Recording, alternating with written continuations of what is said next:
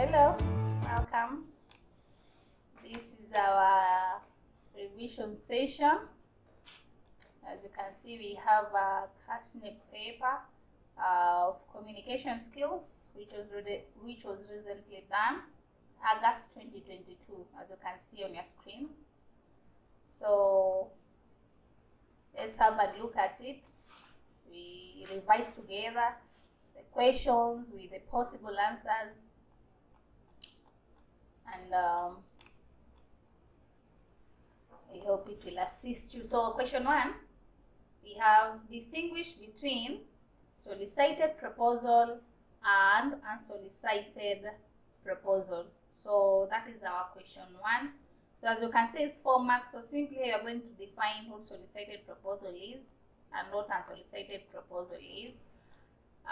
Solicited proposals, these are those proposals that they've been requested for. A person has basically requested for it, so you prepare it, take time, come up with information, come up with everything that this person is looking forward to get, and then basically complete it and submit it. That is a solicited proposal. So the opposite of solicited proposal becomes unsolicited proposal. This is that kind of a proposal that has not been requested for, but you yourself, you feel that this person might be interested in this kind of an idea. So if I come up with a proposal and submit it to him, he'll be in a position to be convinced or persuaded of the same. So that's the difference between the two. One is requested for and the other one is not requested for. So that is question 1A. And then question 1B is asking for roles of a sender in the communication process. And in our notes, we did the communication process. We had a very good diagram that was illustrating the communication process from the first step up to the last step. And the roles of a sender in that communication process are as follows. As you can see, we have 4 roles. The question is looking for 4 roles that a sender normally have in a communication process. So the sender is always the source of communication, and that is always a fact that will remain. A sender is a person who initiates the communication. So if he or she is a person who initiates the communication, that means he is a source. So he is the source of the communication. That is the first role he plays. He also initiates it. So the moment he initiates it, he also becomes there. So there's a connection between the two. He becomes a source. Why? Because he or she initiates it. So he's the source of information and he also initiates the communication process. In absence of the sender, then that means there's no communication. It's not unless the sender is there and he initiates the communication process, that's when everything flows. But when he's not there, no communication. So as much as he is the source of the information, he also initiates the communication process. The communication process will always start by a message from a sender. That is one thing that we need to know.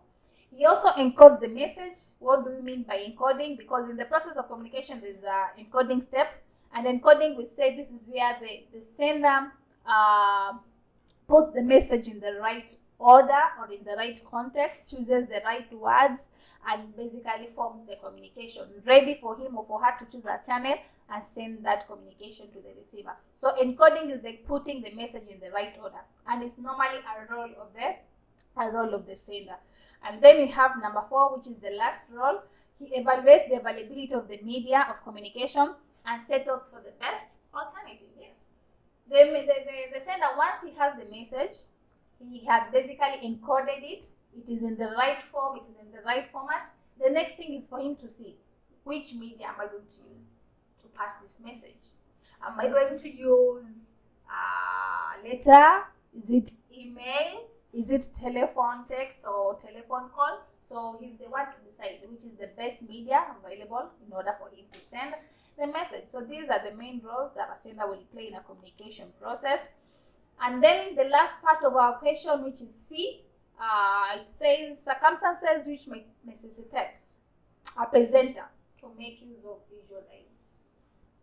A visual aid is like a whiteboard, a blackboard, a projector. Those are visual aids. These are some of the instruments that the sender or the presenter uses in order to enhance the delivery of the communication. So what are some of the circumstances that a presenter would wish to use visual aids? Number one, when the sender would wish to enhance the level of understanding.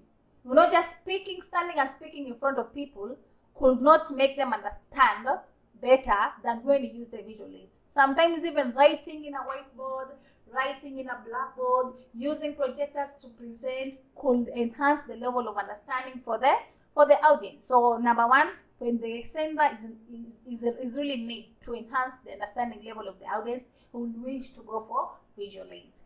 Number two, when the sender would wish to build the emotional bridge between him and his audience, or between him and her audience, sometimes we'll want to use visual aids, because the visual aids will make the communication more live, more interesting, and then the audience will also be more attentive.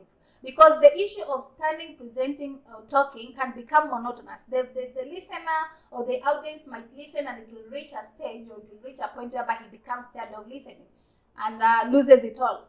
So sometimes when you have these aids, visual aids like a projector, like maybe writing on the board, sometimes having physical objects that you use them for giving examples, it can make that boredom go away. It can make this person basically connect with you because of the liveliness of the presentation. So that is also another reason.